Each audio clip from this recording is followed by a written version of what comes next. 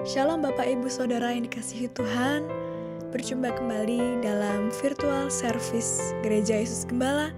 Mari pada saat ini kita satukan hati, kita masuk ke dalam doa. Terima kasih ya Bapa atas kebaikan-Mu, kemurahan-Mu dalam hidup kami.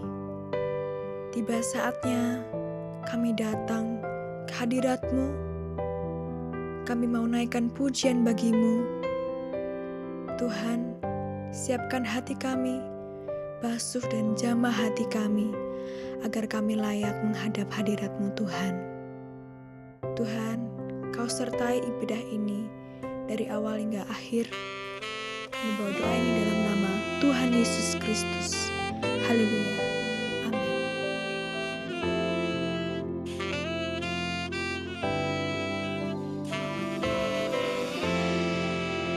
Kami mau menyembah-Mu Tuhan. Terpujilah nama-Mu di bumi dan di surga. Ya Tuhan, dengar seruan hatiku, indahkan keluh kesahku. Padamu Tuhan, ku menunggu di bait-Mu selalu. Berkat kasih setia-Mu besar, ku sujud menyembah-Mu. Kekudusan-Mu menaungiku, Engkau gunung perlindunganku. Sebab Engkau perisai dan anugerah-Mu memagariku, dan ku mau bersuka cita selamanya bersama-Mu.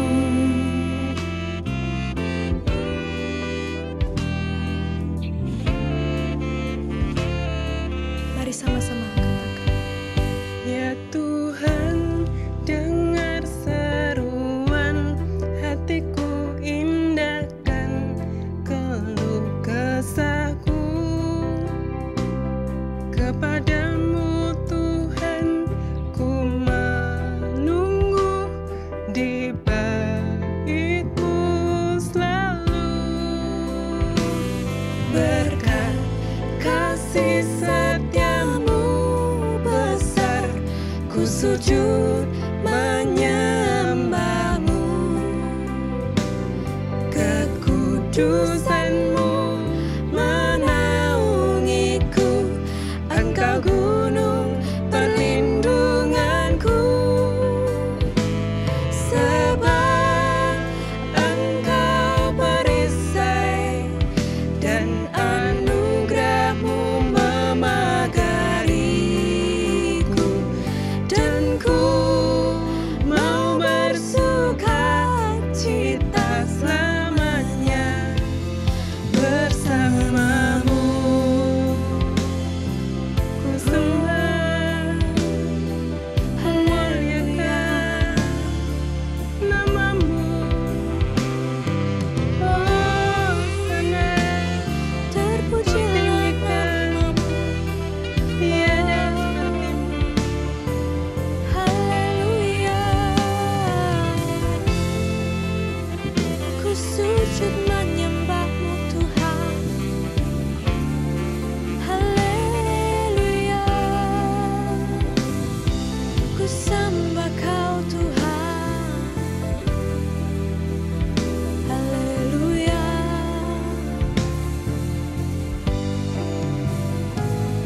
Berkat kasih setia-Mu besar, ku sujud menyembah-Mu. Kekudusan-Mu menaungiku, Engkau gunung perlindunganku. Sebab Engkau perisai dan anugerah-Mu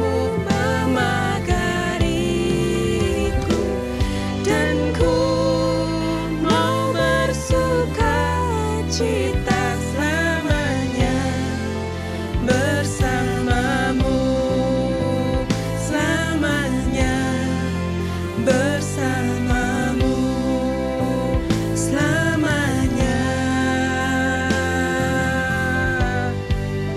bersamamu.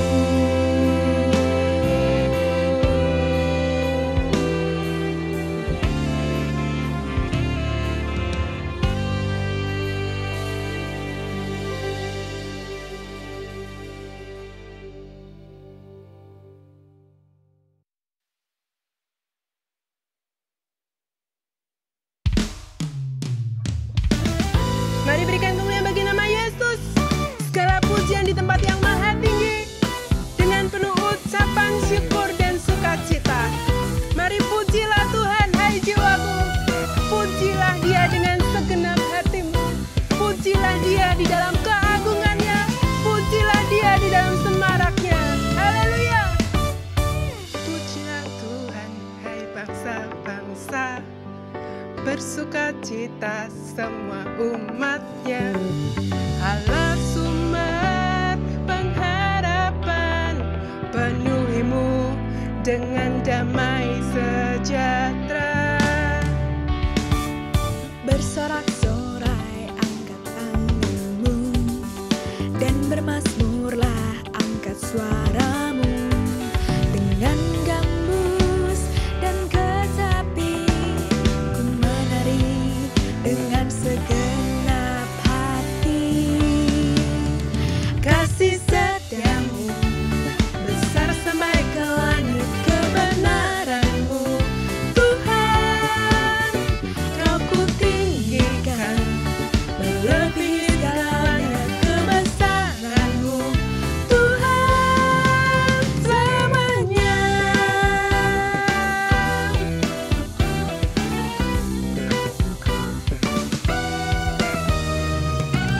Mari dengan penuh ucapan syukur, angkat tanganmu, bersorak-sorai memuji Tuhan. Amin. Bersorak-sorai angkat tanganmu, dan bermazmurlah angkat suaramu. Dengan gambus dan kecapi ku menari dengan segenap hati. Kasih setiamu besar sampai ke langit, kebenaranmu Tuhan kau ku tinggikan, melebihi segalanya kebesaranmu Tuhan selamanya.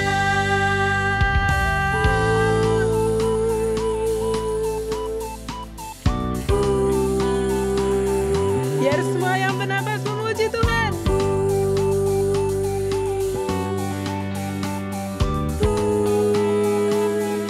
Mari semua dengan penuh sukacita.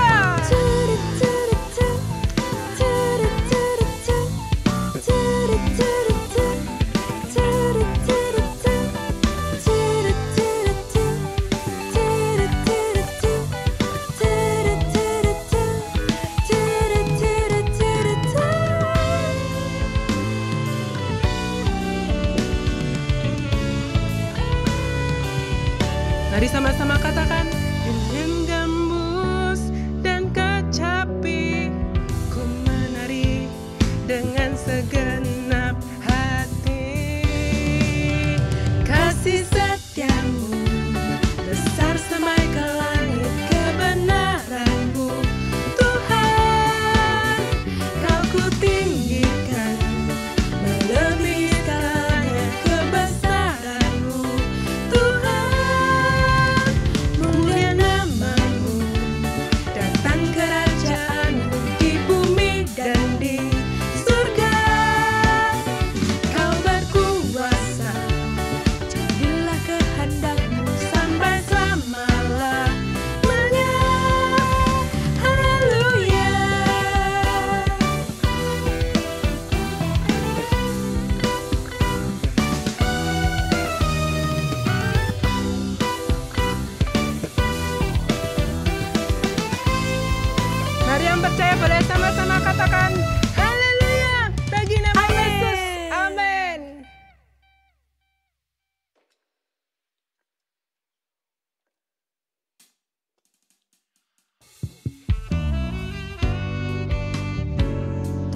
namamu Tuhan, dulu, sekarang, sampai selamanya.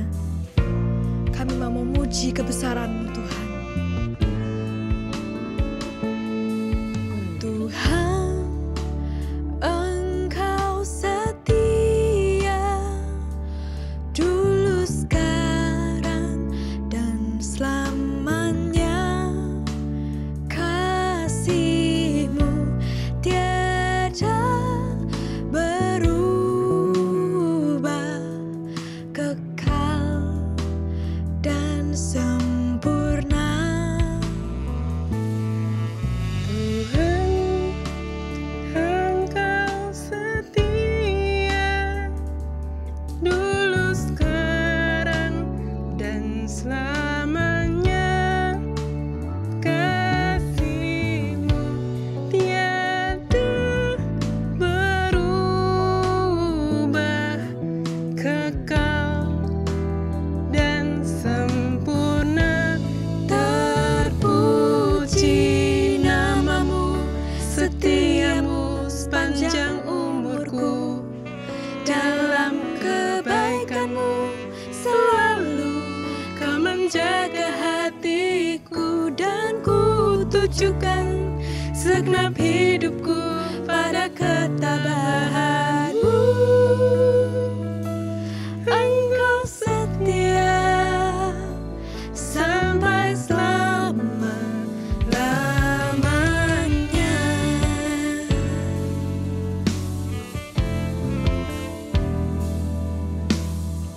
Mari sama-sama nyanyikan. Kau setia. Tuhan, Engkau setia.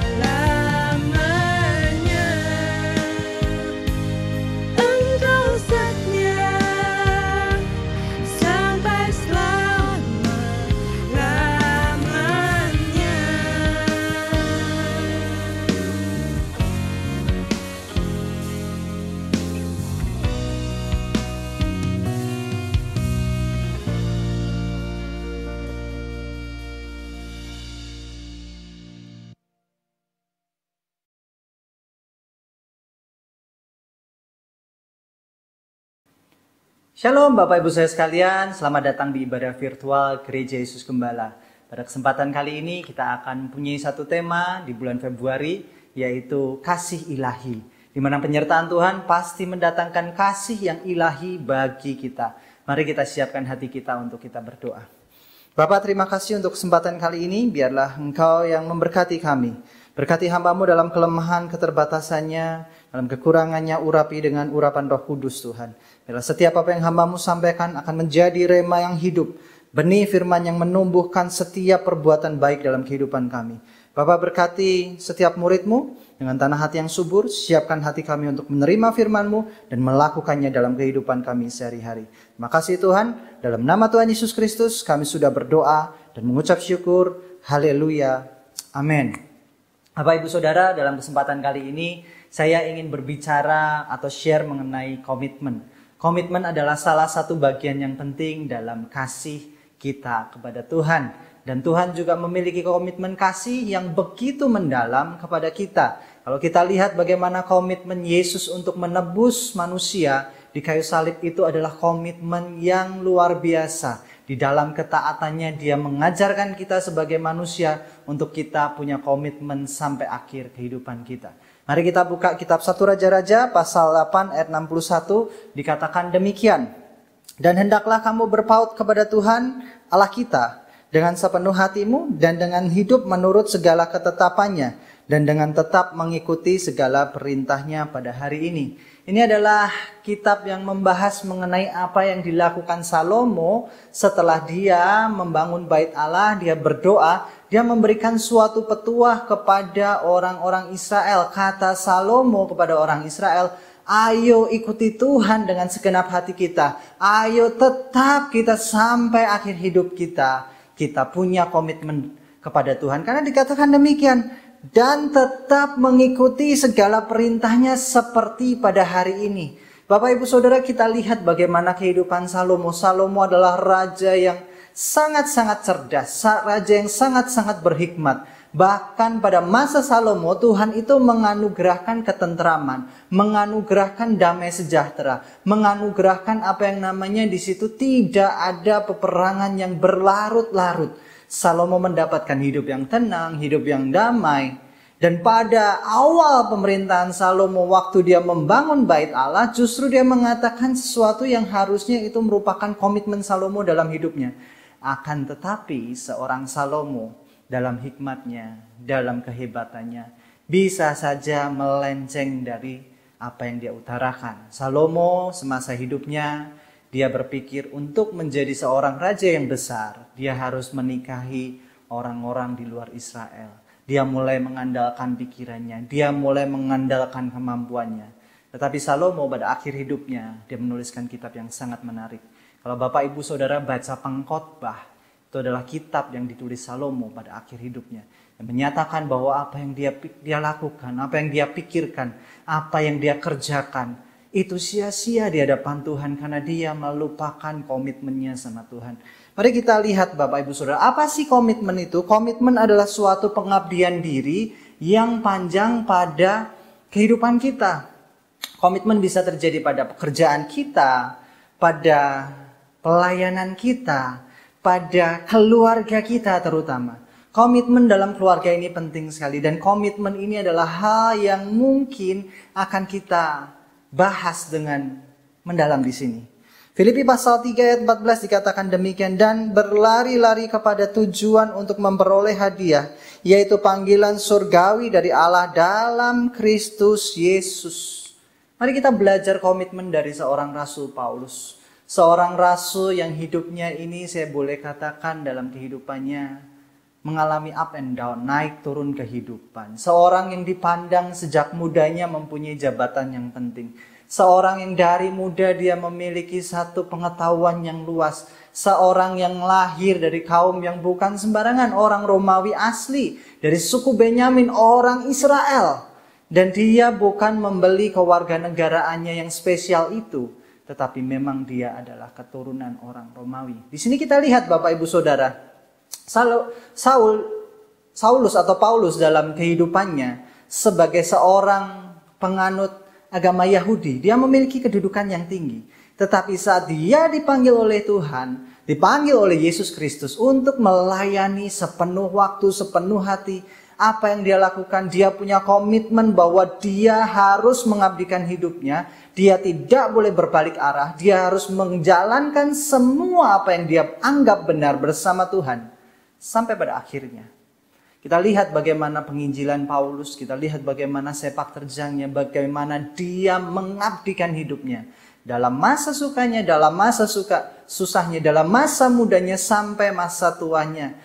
Paulus dipakai di umur sekitar 32-35 dia bertemu dengan Tuhan. Dan kemudian sampai akhir hidupnya dia memiliki komitmen yang kuat. Bapak Ibu Saudara, Paulus memberikan kita gambaran, aku berlari-lari kepada satu tujuan, yaitu panggilan surgawiku. Ada hadiah di depan sana. Komitmen kita akan kuat kalau kita mengerti apa itu tujuan hidup kita. Komitmen kita terhadap sesuatu akan kuat kalau kita tahu apa yang kita akan capai, Bapak Ibu Saudara. Problemnya kita nggak tahu apa yang kita capai, apa yang kita tuju, apa yang akan kita dapatkan dalam kehidupan ini. Sehingga komitmen ini menjadi barang langka. Seringkali orang bersemangat di awal, mulai tengah, mulai berlarutnya waktu, dia akan mulai kendor. Contoh gampang begini. Ada orang pengen olahraga karena dia pengen badannya itu kurus. Kemudian pada waktu awal-awal, dia semangat lari 5 kilo sehari. Mulai seminggu, dia mulai bosan lari. Tujuannya pengen kurus. Baru seminggu, turun baru 0,5 kilo mungkin. Karena dia masih makan dengan, ya seperti ala kadarnya. Tapi dia mulai merasa, aduh, lari kok, bosan dia. Ya sudahlah, hari ini 2,5 kilo aja. Kemudian dia lari 2,5 kilo. Seminggu kemudian dia mulai, aduh tambah bosan lagi lari. Ya sudah, aku kurangi, pokoknya yang penting aku olahraga. 1 kilo aja, lari 1 kilometer. Dan kemudian lama-kelamaan karena dia menurunkan porsinya, dia menurunkan komitmennya, yang terjadi adalah dia tidak berlari. Sini kita boleh belajar. Paulus dalam kehidupannya kenapa dia berlari sampai akhir hidupnya menuju satu tujuan, satu hadiah surgawi, satu panggilan yang dari Yesus Kristus. Karena dia tahu yang dia hidupi adalah sesuatu yang benar. Dalam kehidupan kita juga sama, bagaimana kehidupan kita berkomitmen dalam kehidupan keluarga kita, pekerjaan kita, pelayanan kita, bahkan kehidupan sosial bermasyarakat kita, itu komitmen penting sekali. Komitmen ini merupakan fondasi hubungan yang harus kita punyai. Ratapan pasal 3 ayat 22 dan 23 dikatakan demikian. Tak berkesudahan kasih setia Tuhan, tak habis-habis rahmat-Nya. Selalu baru setiap pagi, besar kesetiaan-Mu. Kalau kita dengar kata-kata ini, kita sedang menantikan sebuah berkat. Wah, Tuhan baik banget. Tuhan gak pernah tinggalkan aku. Tuhan menyertai aku. Besar rahmat-Nya, besar setianya, selalu baru setiap pagi. Dia sungguh sangat indah dan baik. Tapi tahukah Bapak Ibu Saudara siapa yang menulis kitab Ratapan? Kitab Ratapan ditulis oleh Yeremia, seorang nabi yang dalam masa Raja Yosia dalam pembuangan Nebukadnezar, Raja Babel. Tahukah apa yang dikatakan Alkitab mengenai Yeremia? Sejak dalam kandungan ibumu, aku sudah menenun kau, aku sudah menetapkan kau menjadi hamba Allah. Beda sekali dengan pola pikir kita. Kita punya komitmen saat kita sukacita. Kita bisa bersyukur saat kita mendapatkan berkat. Kita bisa mengatakan Tuhan itu baik saat apa? Saat kita menjalani hari-hari kita tanpa tantangan sama sekali. Begitu kita melihat bagaimana apa yang dirasakan oleh Yeremia. Dia mengatakan Tuhan itu baik. Kasih setianya besar untuk selama-lamanya. Bahkan dikatakan selalu baru setiap pagi, besar kesetiaan-Mu. Tuhan bagi Yeremia itu sangat setia. Kenapa? Karena Yeremia tahu dalam keadaan yang tidak baik, Tuhan tetap menyertainya. Dalam masa pembuangan Raja Nebukadnezar di Babel, Tuhan tetap menyertai, Tuhan tetap mengasihi Yeremia. akan dikatakan, dan kitab Ratapan adalah kitab yang menuliskan bagaimana Israel akan runtuh, Israel akan dibuang, Israel akan mengalami segala hal yang buruk. Bangsa Israel yang sedang dalam masa pembuangan itu sungguh mengenaskan. Tetapi Yeremia menuliskan satu kesetiaan, satu komitmennya kepada Tuhan. Meskipun dalam masa pembuangan, meskipun dalam masa susahku, aku mengatakan besar setiamu. Dalam kehidupan kita, Bapak Ibu Saudara, bagaimanakah komitmen kita? Komitmen kita dalam masa-masa sukar kita. Contoh dalam masa pandemi ini, bagaimanakah Bapak Ibu Saudara membangun iman Bapak Ibu Saudara dalam kehidupan sehari-hari? Masih tetapkah kita ini semangat beribadah? Aduh, ibadah, puji-pujian, nonton gak enak. Ibadah, aduh, khotbahnya singkat. Justru masa pandemi seperti ini kita itu memaknai lebih lagi. Kalau masa pandemi ini saya ibaratkan sebagai ujian. Dan yang diuji adalah komitmen kita. Bagaimanakah komitmen kita di dalam ibadah kita, di dalam pelayanan kita, di dalam kehidupan rohani kita. Apakah kita tetap semangat? Apakah kita ini tetap menjaga api roh kita ini menyala? Atau justru kita punya, ternyata jadi orang Kristen kalau nggak kumpul-kumpul nggak asik. Bapak Ibu Saudara, Tuhan masih baik sama Bapak Ibu Saudara. Jaga komitmen kita dalam masa-masa seperti ini. Yang ketiga, bagaimanakah komitmen kita ini dalam kehidupan kita? Saya mau ajak Bapak Ibu Saudara introspeksi sedikit dalam diri kita. Yang pertama adalah dalam kehidupan rohani kita. Bagaimanakah kehidupan rohani kita dalam kehidupan pribadi kita? 1 Timotius pasal 4 ayat yang ke-8 dikatakan demikian. Latihan badani terbatas gunanya, tetapi ibadah itu berguna dalam segala hal. Karena mengandung janji, baik untuk hidup ini maupun untuk hidup yang akan datang. Saya ingin Bapak Ibu Saudara introspeksi mengenai komitmen pribadi kita. Dikatakan tadi bahwa latihan badani terbatas gunanya, tetapi ibadah itu sangat berguna untuk selama-lamanya. Bapak Ibu Saudara, bagaimanakah Bapak Ibu Saudara menjaga kehidupan jasmani kita? Itu juga penting, karena dalam kehidupan jasmani kita, di dalam kehidupan badan yang sehat, terdapat jiwa yang sehat. Kalau kita selama masa pandemi ini kita nggak jaga kehidupan jasmani kita, aduh, loro ya loro. Kalau udah sakit ya sakit, biarlah, nggak apa-apa. Kadang ada orang yang bilang, yang namanya sakit, yang namanya apa itu sudah dinasibkan oleh Tuhan, sudah digariskan oleh Tuhan. Bapak Ibu Saudara, kalau kita punya pemikiran seperti itu, kita nggak jaga kesehatan kita nggak jaga pola perilaku kita, makan kita, pola kita di mana menjaga komunikasi sosial kita, maka kita akan mendapatkan apa yang namanya kita jatuh di dalam kita memanfaatkan kasih Tuhan. Orang berpikir begini, ke gereja, kumpul-kumpul, pasti Tuhan lindungi. Nggak masalah, sakit penyakit tidak akan menimpa. Ternyata Bapak Ibu Saudara, kalau kita teliti, klaster gereja untuk penyebaran penyakit, terutama penyakit COVID-19 ini sangat-sangat mengerikan. Biasanya gereja tertutup, dia sirkulasi menggunakan AC, kemudian kalau sudah asik lepas masker, makan bareng, kumpul bareng, dan kemudian mereka saling tular satu dengan yang lainnya. Di sini kita juga harus berpikir, oh iya, ternyata kalau umurnya masih muda ataupun sudah tua, lebih baik ibadah dari rumah. Kemudian yang ingin ibadah onsite karena rindu banget akan hadirat Tuhan, berkumpul bersama, tetap gunakan masker.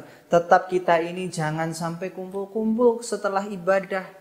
Habis ibadah selesai cuci tangan, kemudian bersihkan di rumah mandi. Itulah cara kita menjaga kehidupan jasmani kita secara personal.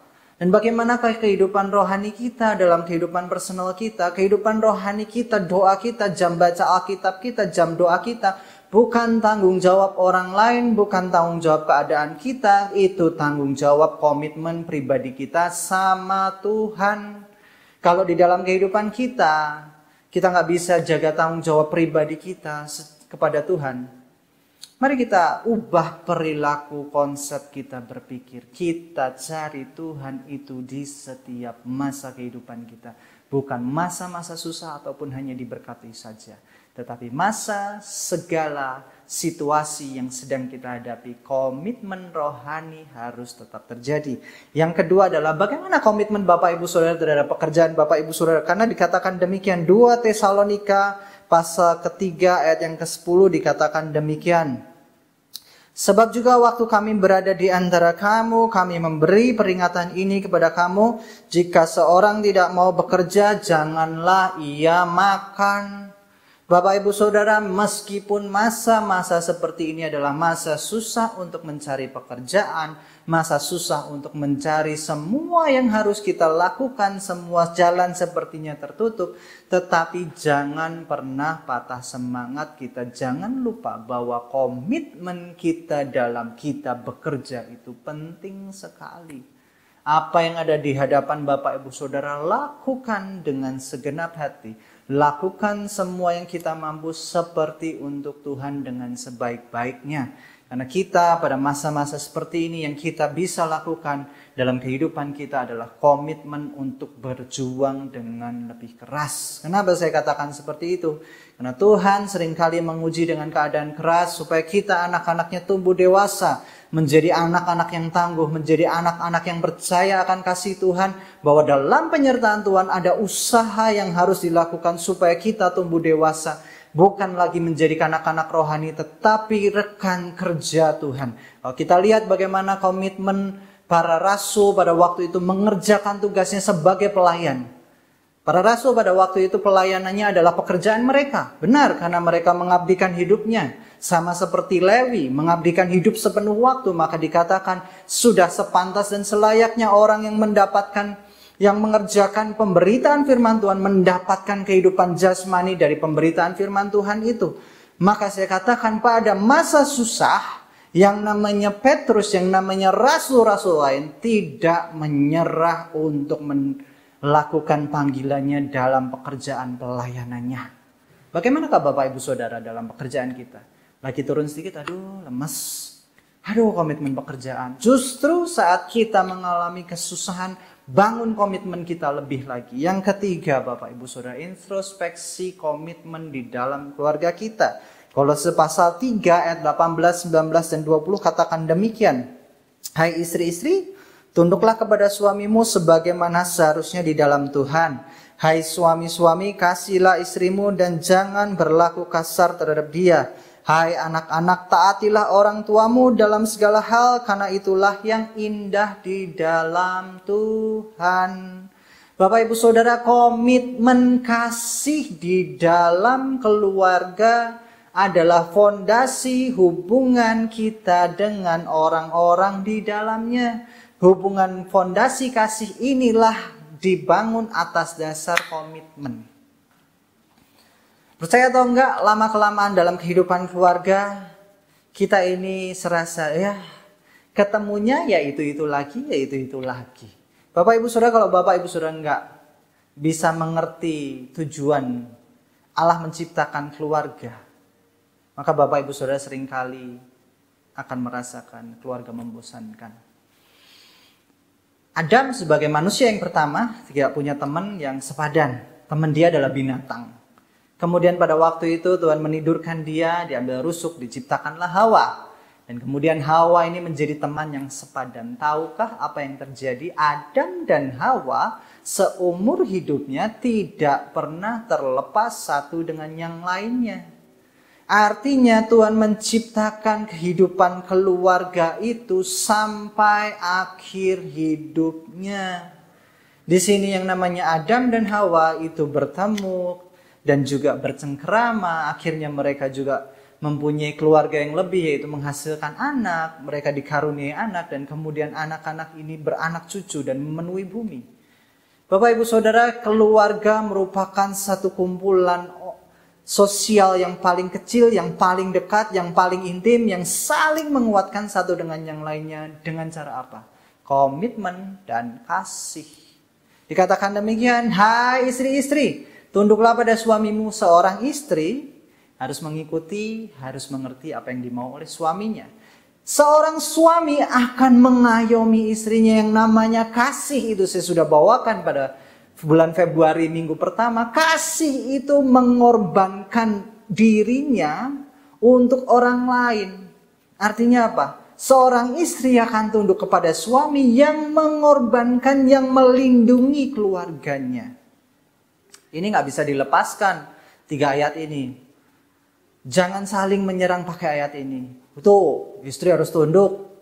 Tetapi suami punya tugas yang berat. Bahkan suami dikatakan kasihnya harus seperti Yesus yang mengorbankan hidupnya di kayu salib. Sama-sama berat. Kemudian bagaimana? Hai anak-anak, taatilah orang tuamu. Bagaimana anak-anak punya ketaatan kepada orang tua? Tentu saja orang tua yang penuh kasih, orang tua yang harmonis. Kehidupan keluarga butuh komitmen. Bapak ibu saudara yang sudah menikah berapa lama di gereja, ingat komitmen bapak ibu saudara. Aku menerima engkau sebagai suami atau sebagai istri dalam masa suka dan duka, dalam susah dan senang, dalam sehat dan sakit, dalam masa diberkati dan masa kekurangan. Saya ingat sekali ini, karena beberapa kali saya memberkati, saya pun diingatkan kembali akan komitmen ini. Seringkali orang pikir, istriku, aduh anakku, kenapa gak ganti keluarga? Sudah tinggalin, start a new family. Kalau kita punya pikiran seperti itu, dan kita melupakan komitmen dalam keluarga kita akan gonta-ganti keluarga terus. Sama komitmen dalam pekerjaan kita. Kalau kita merasa, aduh pekerjaan ini kurang baik, maka kita akan sering gonta-ganti pekerjaan. Gak ada yang cocok, gak ada yang pas. Dalam kehidupan rohani kita juga sama. Kayaknya Kristen salah deh. Akhirnya gonta-ganti agama terus. Kalau kita punya komitmen yang kuat dalam kehidupan pribadi kita, dalam kerohanian kita, jasmani kita. Yang kedua adalah komitmen dalam pekerjaan kita. Yang ketiga adalah komitmen dalam keluarga kita. Kita akan merasakan penyertaan kasih Tuhan itu ada. Bapak ibu saudara, dalam keluarga ini penting sekali, saya ingatkan sekali lagi.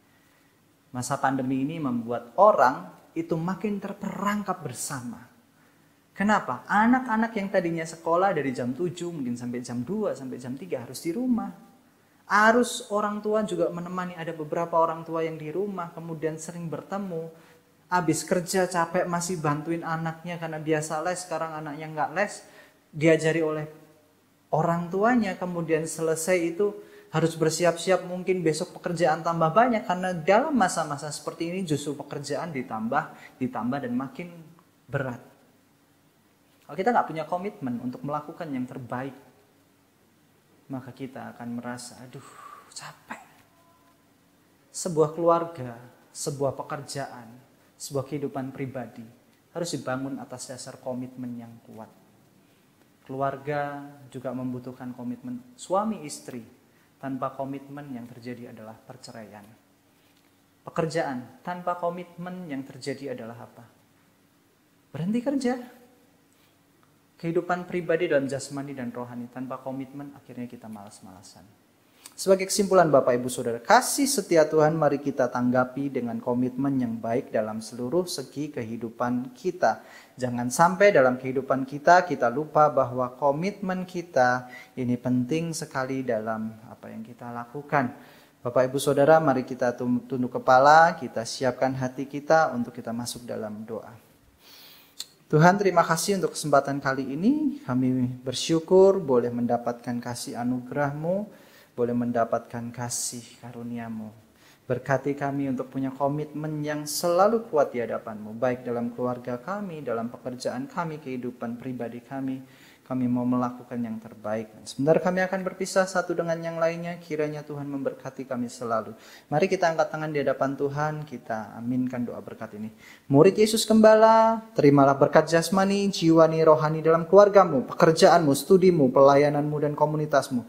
Diberkatilah engkau dengan kehidupan kekal. Diberkatilah engkau dengan hikmat ilahi. Diberkatilah engkau dengan kekuatan dan pengharapan kekal. Diberkatilah engkau dengan kekayaan dan kemuliaan Tuhan. Diberkatilah engkau selalu dalam damai sejahtera dan sukacita.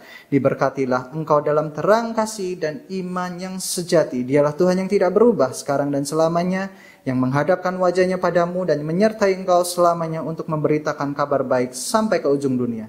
Saudara-saudara yang Tuhan Yesus kasih, terimalah berkat anugerah pemeliharaan kekal dari Allah Bapa, berkat rahmat pemulihan dari Tuhan Yesus Kristus, berkat pertolongan dan menghiburan dari Allah Roh Kudus di dalam kehidupanmu dari sekarang sampai Maranatha. Tuhan Yesus datang 2 kali di dalam kemuliaan. Semua yang percaya katakan haleluya. Amin. Bapak Ibu Saudara, ibadah virtual sudah selesai. Sampai ketemu di ibadah yang selanjutnya. Tetap kita jaga komitmen kita. Kita bangun kehidupan rohani kita, kehidupan pekerjaan kita, kehidupan keluarga kita. Dan kita tetap semangat menjalani hari-hari kita. Kasih Tuhan menyertai Bapak Ibu Saudara sekalian. Tuhan Yesus memberkati.